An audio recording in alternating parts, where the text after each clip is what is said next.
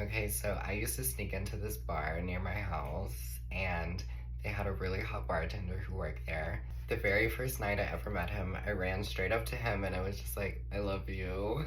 And we kind of just like started dating, honestly, after that. Like, I hung out with him at the bar until he got off of work. Me and my friends, we were tripping. I was on like two tabs. I actually just broke up with my first boyfriend a few weeks before I started dating this one. I see my sister running across the street. She runs across the street, starts beating up all of my friends, like in front of me and my new boyfriend. Like, she's beating them all up, telling me, she's like pointing at me, she's like, you need to get your ass home, get your ass home. And I was so confused, like, what's going on? And my friend is like tripping out of her mind. She has her hands in her pockets while she's like tripping. And like my sister's punching her in the face, and my friend is like, yo, who's this bitch punching us? Like, who's this? And I'm like, I did not know what the fuck was going on. Like, that was really crazy.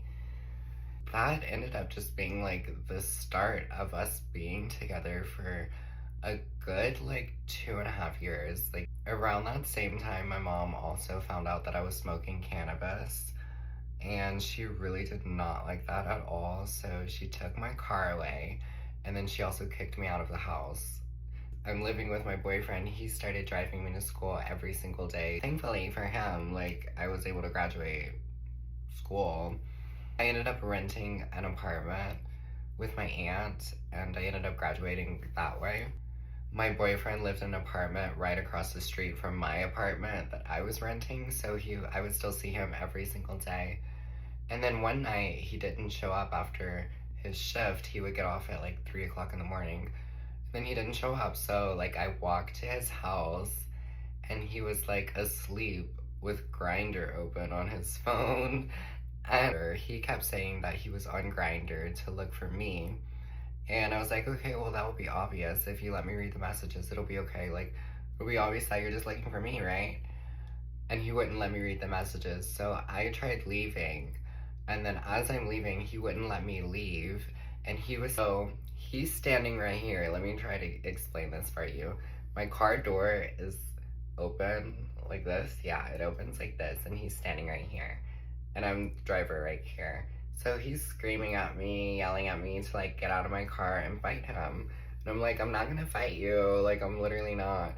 And then I just got so pissed off that I slammed on the gas pedal, and going in reverse, I slammed on the gas pedal and he just stood there. So the car door like opened like this and broke backwards. Like, it literally broke off, and I drove off with my car door broken. And then he like pressed charges on me. He pressed charges on me. I was still sleeping at his house. Like, literally, I went over to his house, and like we were back together. Like, nothing happened.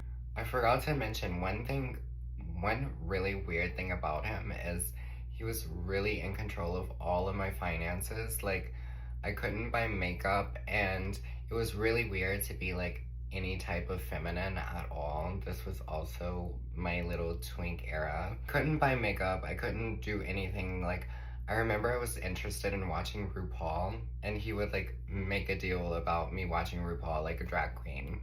Like, I had like a lot of arguments like that. We were off and on like all the time. Like, after our little breakup, we decided to get back together and go on a little camping trip to try and like make things up for it. And so I was the one looking through his phone while he was asleep. And I found some stuff. I found a lot of stuff actually, but I didn't say anything about it. I kept the folders open on the phone. And then so that way, whenever he woke up, it opened up straight to that folder. That's the only thing I did. And then he got super offended about it, like was freaking out, like threatening to kill me and stuff. Like, it got really scary. Like, as we're driving home, it's like a highway, so like there's cars going this way and there's cars coming the other way, and then he's like threatening to throw us in front of the 18-wheelers that are like coming the opposite direction. So I got really scared, and I called my mom, and I was crying, like telling her that I left her, because I thought it was like the end, you know? Like, he was like laughing and making it so serious, and I was really scared about that. But then next thing you know, his car tire blows out. while we're driving, and he's going like 100 miles per hour. His car tire blows out. Thank God, I think the car tire blowing out saved both of our fucking lives because he was being so careless and angry. After all of that, even with everything that happened, I still tried to stay with him. Like, I was still gonna like fix things and make things work for us. But then we were going on this trip to Spain together. Even though I paid for my half of everything, like 1 week before our trip to Spain, I was just like, I'm not going. I'm just gonna stay here and pack my things, and we're not gonna be in a relationship anymore. He went to Spain on his own, and I stayed in the house. And while he was in Spain, I did fuck somebody while, like, I was in his house. I felt so good about that. Like,